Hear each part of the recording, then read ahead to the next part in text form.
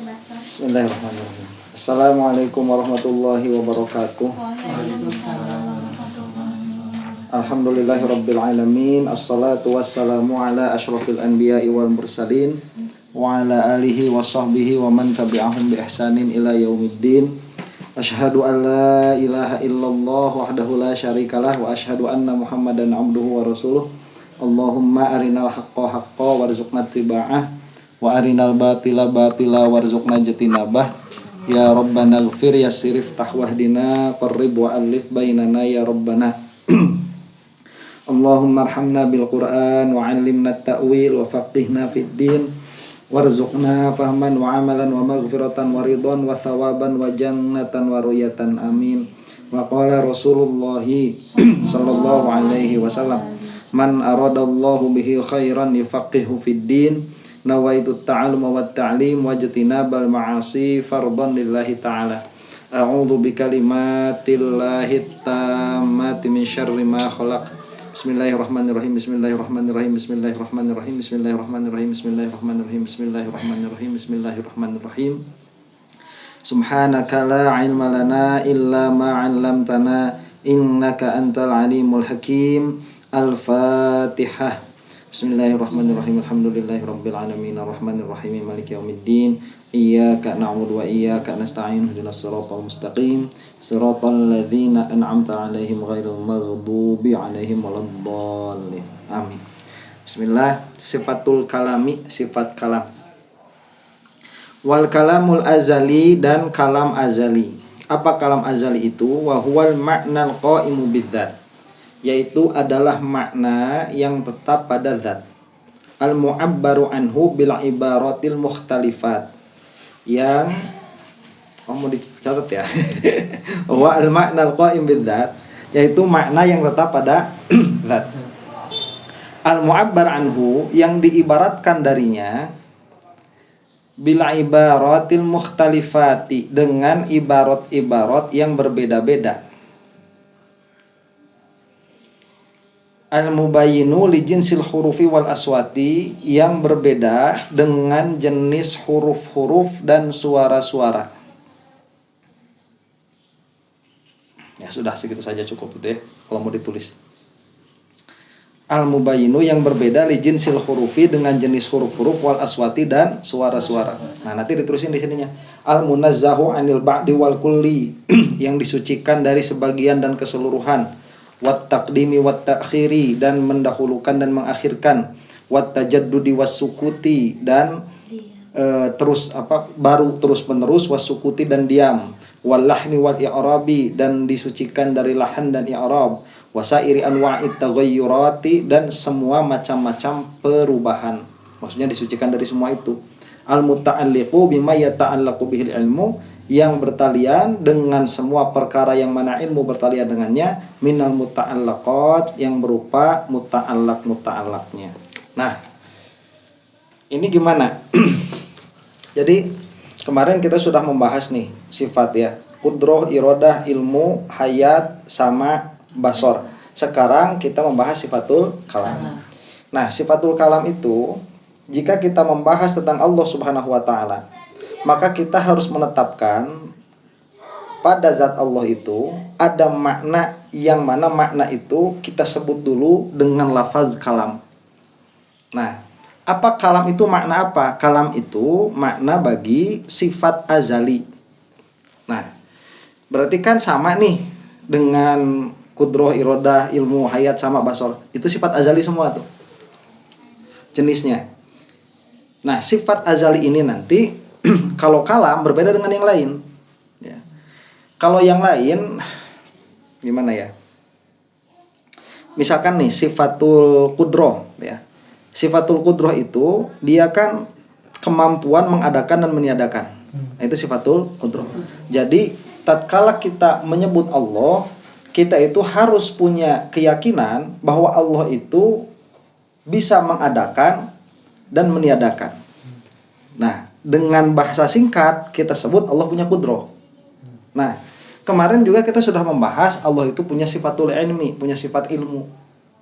Yang mana ilmu itu, jika suatu zat memiliki ilmu, maka zat ini tidak akan samar baginya objek dari pengetahuan itu, objek dari ilmu itu. Kalau tidak punya ilmu, maka si zat ini berarti tidak bersifat dengan ilmu kan? Maka dia akan samar darinya semua perkara yang mana ilmu bertalian dengannya. Nah, ini agak susah nih ngejelasinnya. Soalnya udah agak lama kan. Jadi nyambunginnya udah agak susah nih. Nyambungnya udah susah. Begini dulu ya. Kalau kita bahas makna, kita itu harus bahas satu persatu. Jadi Allah itu tidak ada bagiannya. Tidak ada bagiannya Allah itu. Tapi untuk menjelaskan Allah, itu kita harus menjelaskannya dengan bagian-bagian. Ya, jadi Allahnya mah tidak ada bagian-bagian. Makanya kalau misalkan ditanya Allah itu bagaimana? Jawabannya, ya Allah mah begitu saja. Itu jawaban yang tanpa bagian tuh. Nah, jadi Allahnya tanpa bagian. Sebetulnya mah nggak usah nyebutin zat wa sifat. Kalau kita menyebutkan Allah, kita sebutin Allah saja sudah. Ya. Dan Allah itu mau kita persepsi, mau kita tidak persepsi, mau kita bahas, mau kita tidak bahas, Allah mah demikian adanya. Nah, cuman tatkala kita membahas Allah Subhanahu wa taala, maka ada perkara yang harus dibahas sama kita. Yaitu kita membahas Allah sebagai zat dan kita membahas sifat-sifat yang dimiliki oleh Allah. Nah, kenapa sifat-sifat ini harus dibahas? Karena jika sifat tidak dibahas, akhirnya kita tidak akan bisa membedakan zat Allah dengan zat selain Allah. Makanya kenapa ini harus dibahas? Jadi kalau misalkan Allah itu zat yang zat demikian adanya, lah terus apa matahari? Matahari juga zat yang demikian adanya. Apakah kita bisa membedakan hanya dengan bahasa itu? Nggak bisa membedakan. Nah makanya untuk membedakan itu kita membahas apanya? Sifatnya. Maka kita sebut Allah mah qadim, matahari mah hadis. Ya. Dan itu nanti bukan cuma matahari tapi semua selain Allah. Itu pasti hadis.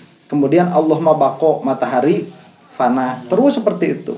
Nah, di dalam makna selain yang sudah selesai kemarin kita bahas, ada makna yang namanya makna kalam ini yang kita bahas sekarang. Nah, itu adalah sifat Allah yang membedakan Allah dengan selain Allah. Ya, yang mana kita harus mengenal Allah dengan sifat itu, dengan adanya sifat itu, sifatul kalam. Nah, untuk mendekatkan pemahaman, kalam itu jika diterjemahkan ke dalam bahasa Indonesia, itu bahasanya apa? Pembicaraan atau berbicara. Nah, itu kalam tuh. Jadi Allah itu punya pembicaraan. Nah, begitu. Ya. Atau kita bilang Allah itu berbicara. Itulah yang kita maksud Allah punya sifat kalam. Nah, karena kita itu lebih kenal dulu terhadap makhluk daripada kepada Allah, maka kita harus membedakan berbicara bagi makhluk dan berbicara bagi Allah. Kepada orang awam, kita cukup begini saja mengatakannya sebetulnya. Kalau makhluk berbicara dengan lisan, Allah tidak. Kalau pembicaraan makhluk itu suara, pembicaraan Allah bukan suara. Kalau pembicaraan makhluk ada awal, ada akhir, pembicaraan Allah tidak ada awal, tidak ada akhir. Nah, itu sebetulnya untuk membedakan.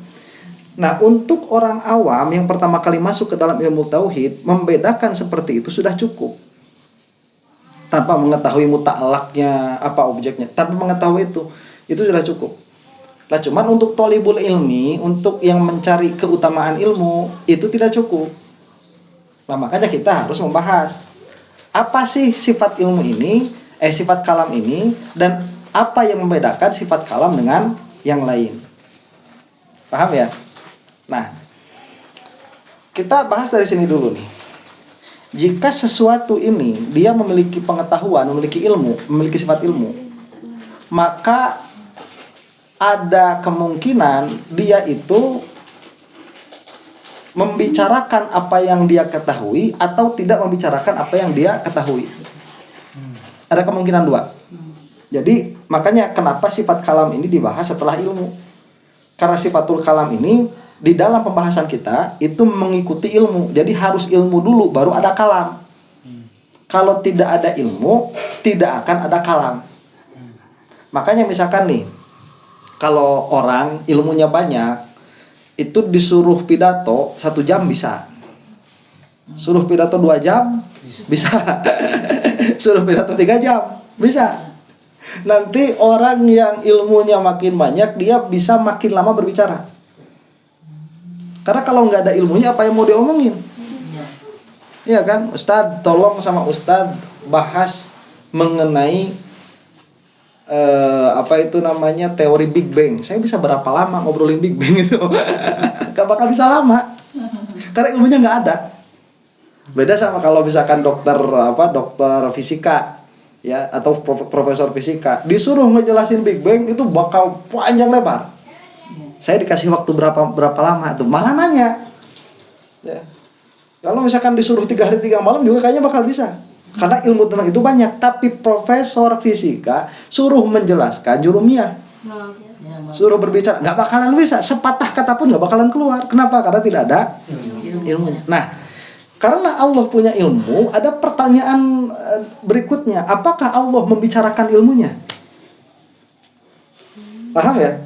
Apakah, pertanyaan seperti itu, apakah Allah membicarakan ilmunya? Jawabannya nanti begini. Jika Allah tidak membicarakan ilmunya, berarti Allah bisu. Itu jawaban sebagian mutakalimin tuh.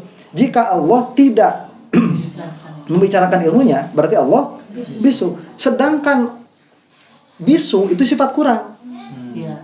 Maka mustahil jika tidak bisu, hanya ada satu lagi pilihannya apa? Berbicara.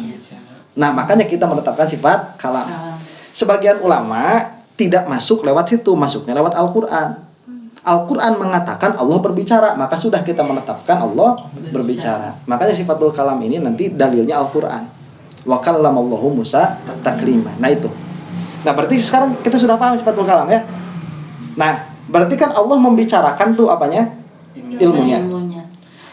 Apakah yang Allah bicarakan itu semua ilmunya atau sebagian ilmunya? Semua ilmunya. Semua ilmunya yang Allah bicarakan itu, yang Allah kalamkan itu semua ilmunya Allah. Nah, berarti kan sifatul kalam ini dalam pembahasan kita itu mengikuti ilmu. Maka jika ilmunya tidak terbatas, kalamnya pun tidak terbatas. Jika ilmunya qadim, maka kalamnya pun qadim. Nah, bagi kita manusia, makhluk, berbicara itu jenisnya ya, alatnya adalah lisan. Alatnya adalah lisan. Jenisnya adalah suara atau tulisan. Coba kita nih berbicara dengan lisan dan dengan jenis suara atau tulisan, apakah itu menunjukkan kepada kesempurnaan kita atau menunjukkan kepada kekurangan kita? Kekurangan. Makanya kita perlu banyak waktu untuk menyebutkan maksud. Kayak kita belajar syarah muqaddimat nih, padahal maksudnya itu sudah ada. Ini maksud sudah ada di dalam diri saya nih, ilmu tentang ini sudah ada. Tapi tatkala disampaikan harus berjam-jam atau bahkan puluhan jam. Kenapa? Karena keterbatasan saya begitu. Keterbatasan kita sebagai manusia. Makanya si ilmunya harus dicicil dikeluarin itu. Dan orang yang mendengarnya pun punya kemungkinan salah paham. Iya kan? Ada kemungkinan salah paham kan? Karena saya ada kemungkinan salah di dalam mengibaratkan. Sampai sini. Nah, makanya keterbatasan itu bagi Allah tidak ada. Allah mau berbicara bukan dengan lisan, bukan pula bentuknya suara atau huruf. Kenapa? Begini, karena yang namanya suara itu pasti ada awal, ada akhir. Yang namanya huruf pun pasti ada awal, ada akhir, dan ada bagiannya. Luar biasanya suara itu, kita berbicara dengan suara ya. Suara ini modal paling murah untuk menjelaskan. Kalau saya nulis ya, nanti ditulis ya. Saya ingin menjelaskan kitab ini dengan cara ditulis di board. Itu apakah cukup segitu? Habis ditulis, hapus, tulis lagi. Tapi kalau pembicaraan itu terhapus sendiri. Saya ngomong langsung nggak ada, ya kan? Ini modal paling murah nih. Ya ngomong langsung nggak ada.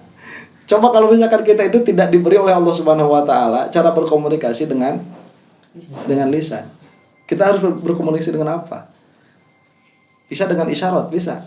Tapi bayangin gimana capeknya. Wah, ya. Oh, bro.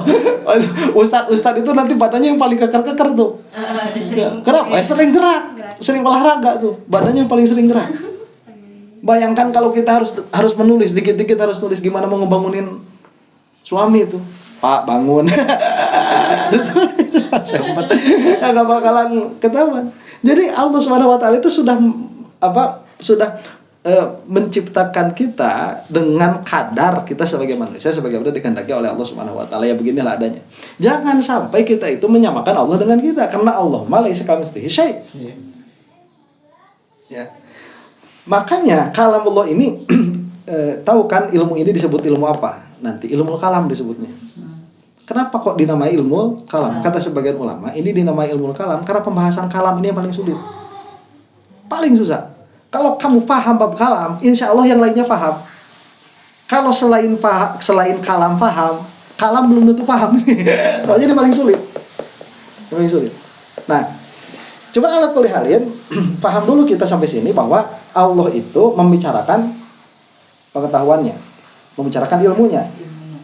Nah, kalau di kita ini untuk memahamkan ya, kalau saya tidak punya pembicaraan atau tidak punya alat komunikasi dalam bentuk apapun, apakah saya akan bisa mengeluarkan apa yang saya ketahui? Tidak akan bisa. Dan itu adalah sebuah kekurangan. Ya. Meskipun saya mengetahui sesuatu, tapi jika saya tidak memiliki alat komunikasi, maka saya tidak akan bisa memberitahukan apa yang saya ketahui begitu. Nah, dan itu adalah sebuah kekurangan. Dan kekurangan bagi Allah Subhanahu wa taala itu mustahil. Jadi kalau kalam itu ya tadi bisa dengan dalil akli, yaitu kalau Allah tidak berbicara berarti Allah bisu, dan bisu bagi Allah mustahil, atau dengan dalil nakli. Tapi yang paling kuat dalil nakli di sini. Kalam itu dengan cara nakli. Nanti kita bahas kenapa kalam sifatul kalam sama basol kalam. Kenapa itu masuknya dalil nakli bukan akli. Di dalam kitab yang lain atau kalau kita tamat kedua kali ini syarah muqaddimah. Nah, sekarang begini. Tadi disebutkan nih di dalam di dalam matanya ya. Ini bukan berbeda dengan jenis huruf. Berbeda dengan jenis suara. Berarti bukan huruf, bukan suara. Nah, kalau sudah bukan huruf, bukan suara, berarti ada grammarnya nggak? Nggak ada grammar. Nah, di dalam nahwu itu ada yang namanya i'rab, ada yang namanya lahan itu salah berbicara. Itu disucikan Allah dari situ. Karena itu adalah sifat bagi bahasa yang berupa huruf dan suara. Jadi kalau bahasa ini berupa suara dan huruf, maka dia akan datang kepadanya grammar.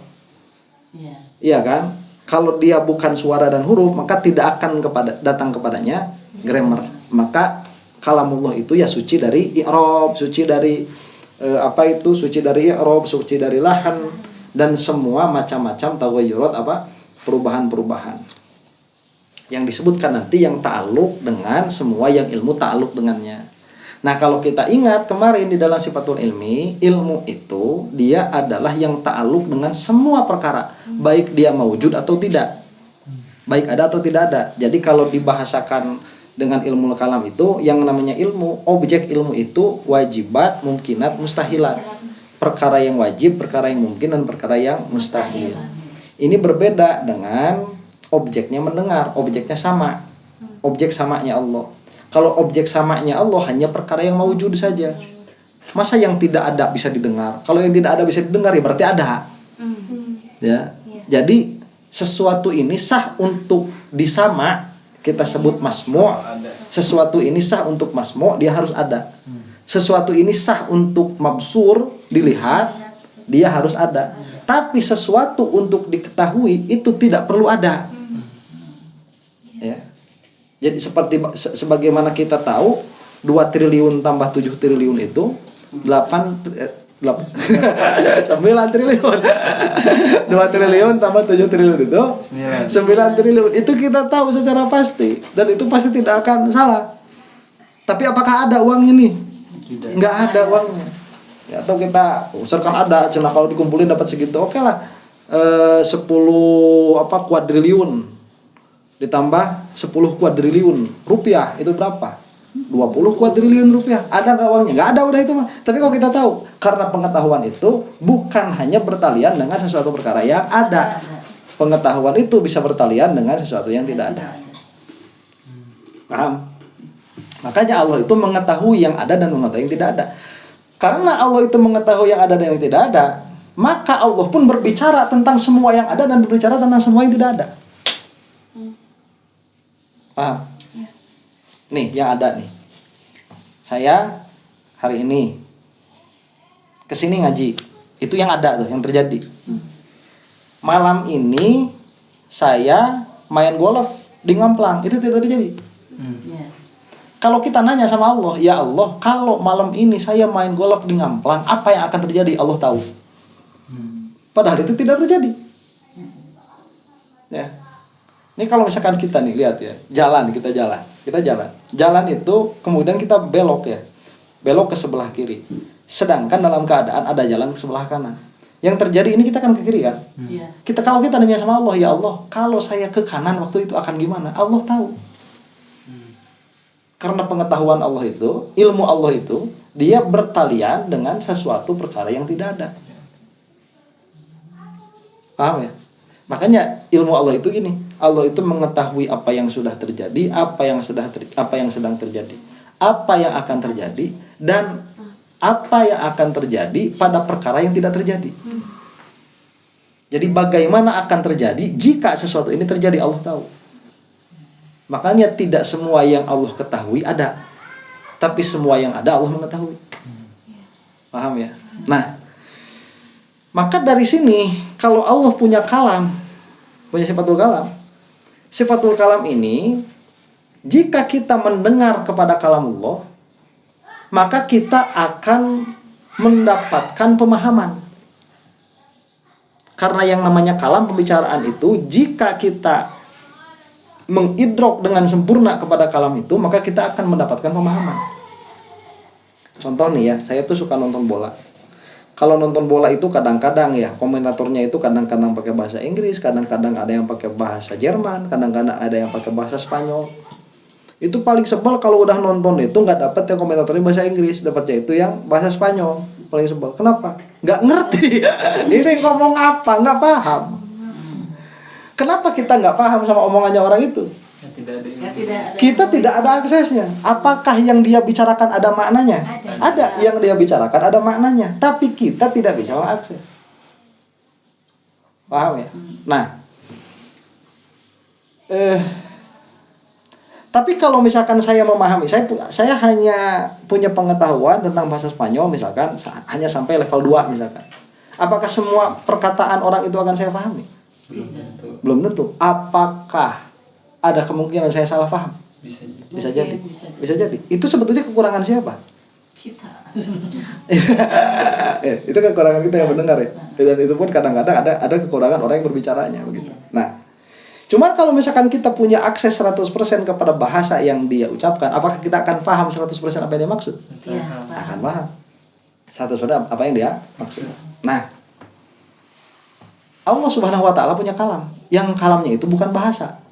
Karena bahasa mah sifat bagi suara. Ya, dia sifat bagi suara.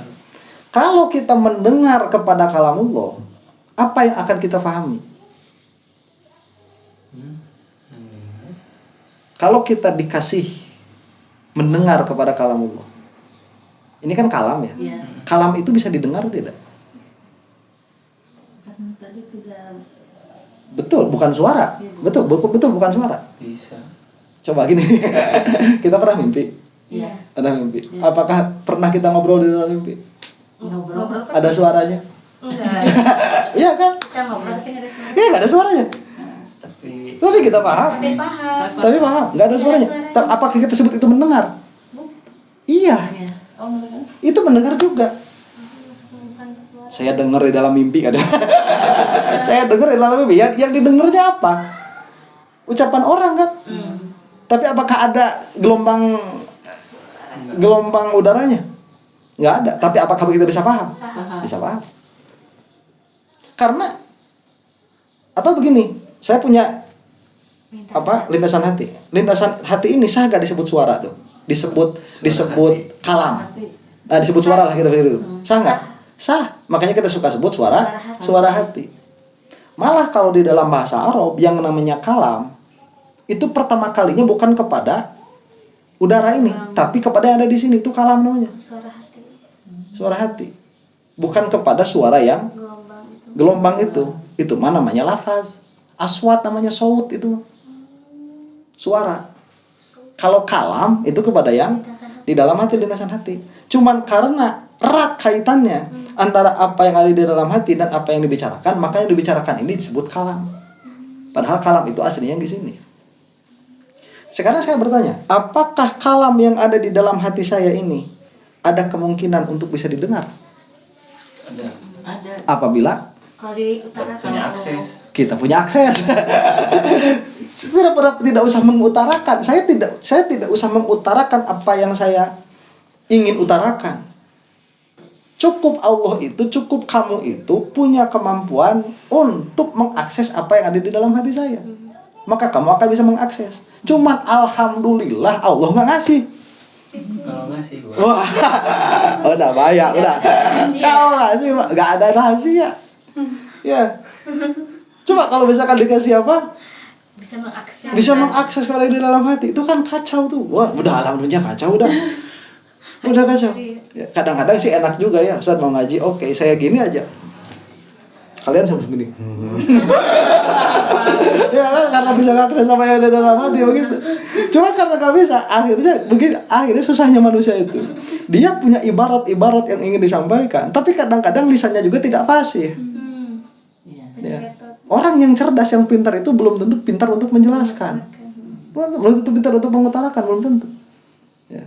Nah, jadi apakah si kalam hati ini, tadi sebutnya kalam nafsi ini, dia bisa didengar? Kalam nafsi ini bisa didengar? Bisa kan? Apabila Iya, ada akses. ada akses. Nah, karena semua yang namanya kalam itu, asal ada aksesnya, bisa didengar. Jika didengar, apa yang akan hasil kepada yang mendengar? Tahu Paham atau tahu tentang apa? apa yang ada. Yang dibicarakan kan gitu. Tentang apa ya? Dibicarakan. Nah, sekarang kalamullah, apakah kalamullah itu suara? Bukan. Huruf? Bukan. Isyarat? Bukan. Apakah bisa didengar? Bisa. Bisa apabila ada akses. Dan apabila kita mendengar kepada kalamullah itu, apa yang akan kita dapatkan? Semua. Ya paham. Paham mengenai Apa yang dibicarakan? apa yang dibicarakan. Nah begitu. Yang dibicarakan oleh Allah apa? Ya itu yang dibicarakan. Ilmu Allah.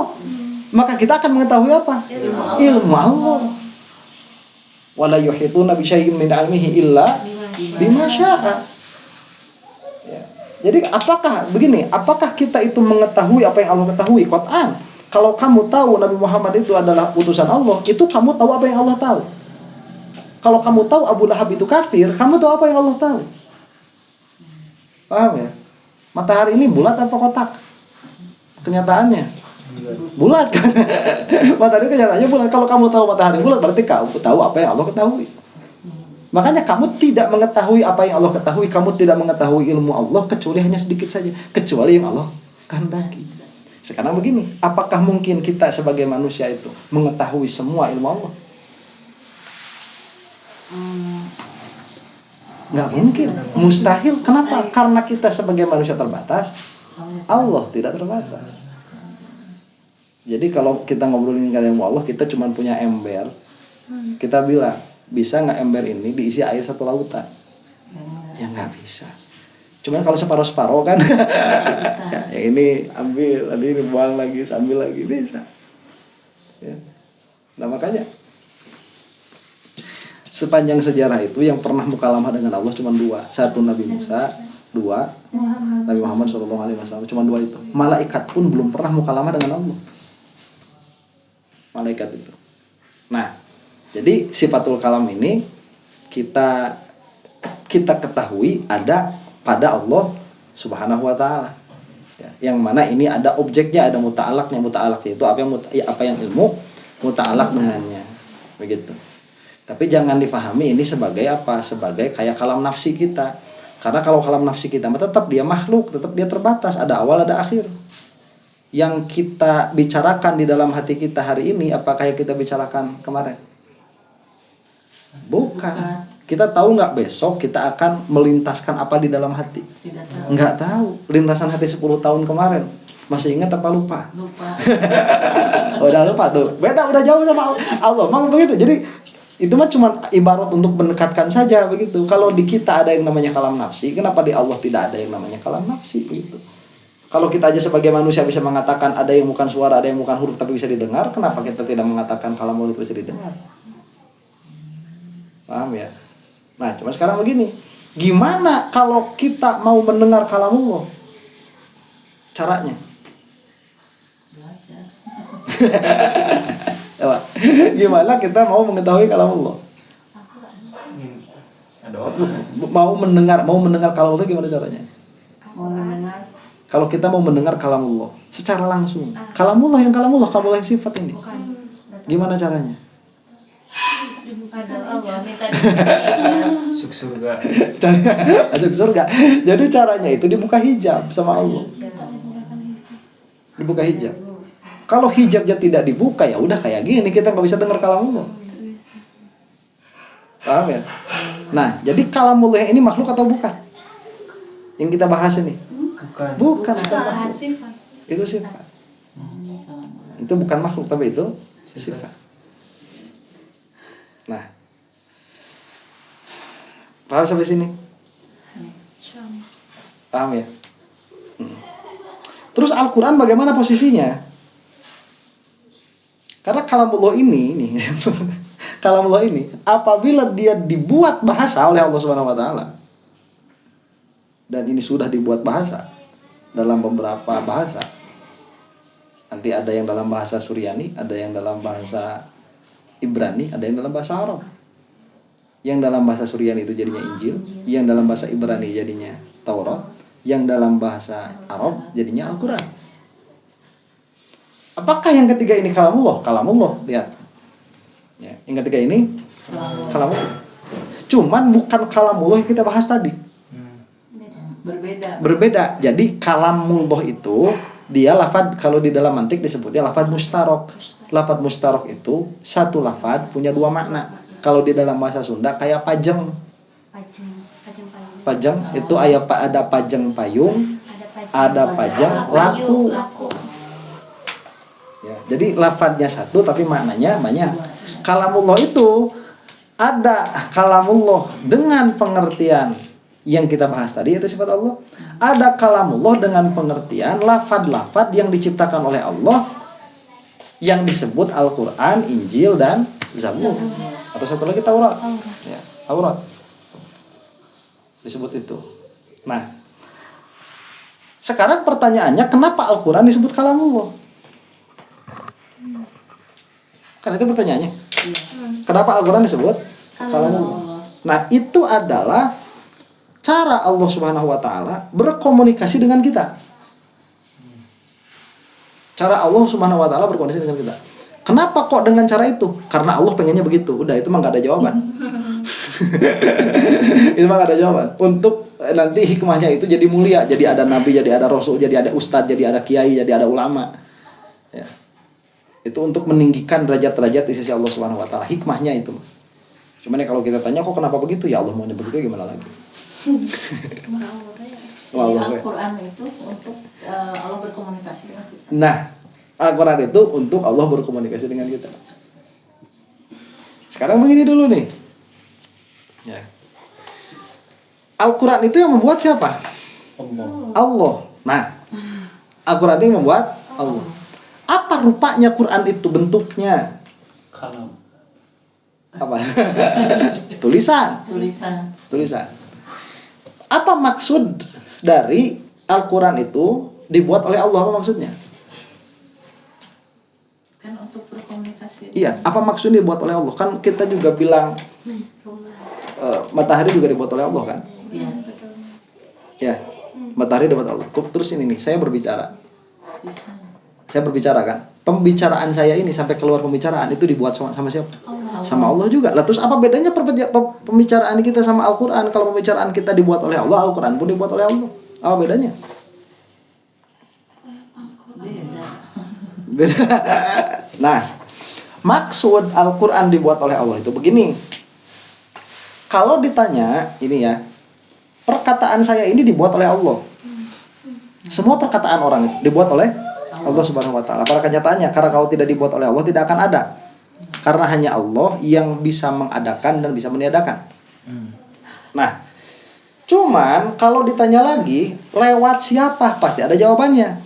Ini adalah perkataan yang dibuat oleh Allah lewat saya. Lewat saya. Ini kalau misalkan Faiz ngomong nih, itu juga sama. Ini perkataan yang dibuat oleh Allah lewat siapa? Lewat Faiz. Dalam pengertian ini bisa dinisbahkan kepada selain Allah di dalam adat. Makanya saya bertanggung jawab penuh atas perkataan saya. Ya, memang ini ciptaan Allah memang, tapi saya bertanggung jawab atas perkataan saya karena perkataan ini keluar dari mulut saya yang secara sadar saya memilih perkataan ini. Kalau baik berarti ada kebaikan, kalau jelek berarti ada keburukan. Paham ya? Kalau Al-Qur'an, Taurat, Zabur, Injil, itu kalau ditanya itu Allah menciptakan itu lewat siapa? Nggak ada, itu langsung sama Allah.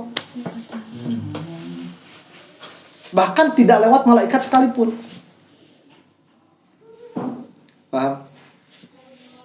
Nah, kemudian ini di mana disemuanya? Di lauh mahfuz. Nah, kita bicarakan saja Al-Qur'an. Al-Qur'an itu akhirnya kan dibawa sama malaikat Jibril tuh. Ya, nanti dicatat semuanya Al-Qur'an sama malaikat Jibril dari lauh mahfuz itu. Dibawa ke langit keempat. Dari langit keempat dicicil ke Nabi Muhammad SAW selama 23 tahun. Nah, apakah mungkin Rasulullah SAW ini salah memahami Al-Quran? Mustahil. Mustahil. Karena Rasulullah ini yang paling paham. Allah itu menciptakan Al-Quran itu untuk Rasulullah supaya diberikan kepada umatnya. Paham? Maka tatkala Rasulullah SAW mendengar malaikat Jibril berkata, Bismillahirrahmanirrahim. Misalkan kata malaikat Jibril, ya Muhammad, misalkan begitu ya. Qala Allah Ta'ala, laka, berkata Allah Subhanahu wa taala kepadamu. Bismillahirrahmanirrahim. Alhamdulillahirabbil alamin. Rasulullah itu mendengar enggak perkataan itu? Mendengar. Tahu tidak itu dari Allah? Tahu. Apakah yang Rasulullah paham sama dengan apa yang kita paham? Belum tentu. Beda. Oh, udah pasti beda itu begitu. Ya. Beda. Karena itu memang untuk Rasulullah.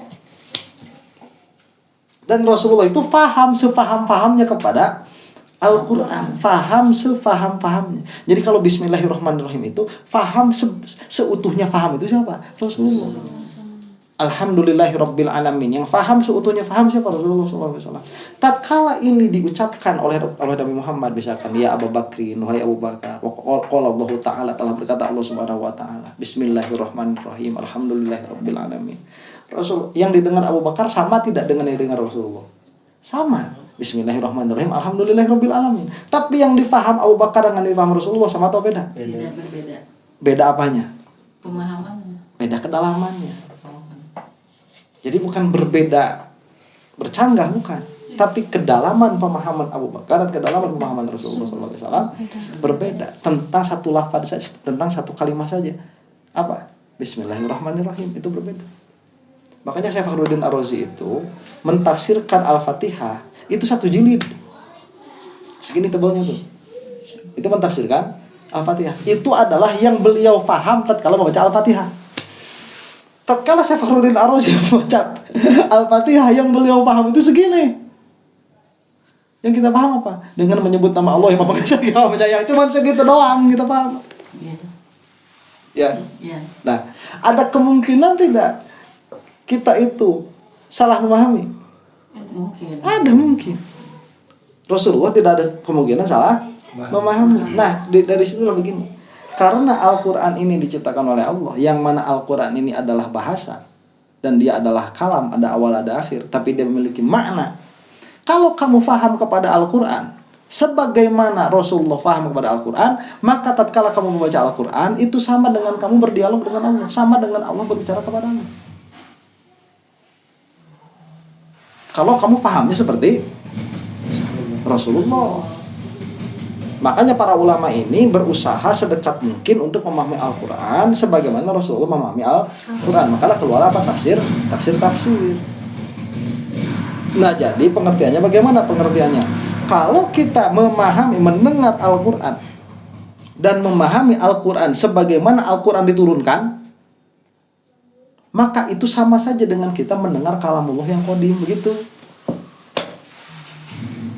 Yang kita bahas tadi sama saja dengan kita mendengar kalamullah yang qadim, karena Al-Quran ada maknanya, kalamullah pun ada maknanya. Maka jika kita mendengar kepada kalamullah yang qadim, kita akan mendapatkan pemahaman, yang mana pemahaman ini sesuai dengan ilmu Allah. Kalaupun kita membaca Al-Quran dengan pemahaman yang benar, kita pun sama mendengar kalamullah yang qadim, akan mendapatkan pemahaman, yang mana pemahaman ini sama dengan kita mengakses ilmunya Allah Subhanahu wa taala. Paham? Maka kalau misalkan kita suka ditanyakan, ini mah di sisi Allah nih. Kata Allah itu ada berapa? Kata Allah ini mah, jangan kata kita. Kata Allah itu ada berapa? Tuhan itu ada berapa kata Allah? Ada satu. Tahu dari mana? Tuh, Qul huwallahu ahad. Ya. Qul huwallahu ahad. Kemudian kalau saya tanya, Nabi Musa itu tetangganya siapa? Dulu waktu di Bani Israel tuh. Waktu zaman dulu, tetangga sebelah kanannya Nabi Musa itu siapa? Itu makan kakaknya. Ini mah tetangganya. Nabi Musa kan ada rumah. Nah, rumah yang sebelah kanan itu nama tetangganya siapa? Nggak tahu kan? Nggak tahu. Allah tahu nggak? Tahu. Terus kenapa kita nggak tahu? Kan ada Al-Quran. Nggak dijelasin. Al-Quran tidak membicarakan hal itu. Karena kata Allah buat kira-kiranya ya, buat apa kamu tahu? Nggak ada Al-Quran itu, makanya penting semua. Makanya perkara-perkara yang di luar Al-Quran itu perkara-perkara nggak penting. Kamu salah pun nggak jadi masalah. Kalau perkara-perkara yang disebutkan di dalam Al-Quran, kamu nggak boleh salah, karena itu adalah ilmu Allah. Paham ya? Kalau kita nanya sama Allah, ya Allah, kapan saya itu wajib puasa? Jawabannya apa? Kata Allah gimana? Kalau kita nanya, ya Allah, kapan saya ini wajib berpuasa? Jawaban Allah gimana? Nah itu Syahrul Ramadan. Ya kan? Nah itu pada bulan Ramadan. Kalau saya nanya sama Allah, ya Allah, kapan saya harus cuci baju? Cuci baju. Kan nggak penting. Ya kan itu apa sih kumadinya banget apa? Kamu salah juga nggak jadi masalah begitu. Kalau kapan harus cuci baju, ada penjelasannya. Bukan berarti Allah tidak tahu. Tapi kalau semua ilmu Allah ditulisin, kalau kata Allah kan begitu ya. Kalau lautan dijadikan tinta, apa laukanal bahru midada li kalimat rabbi lanafidal bahru qabla an tanfada kalimat rabbi walau ji'na bimithlihi madada. Kan begitu.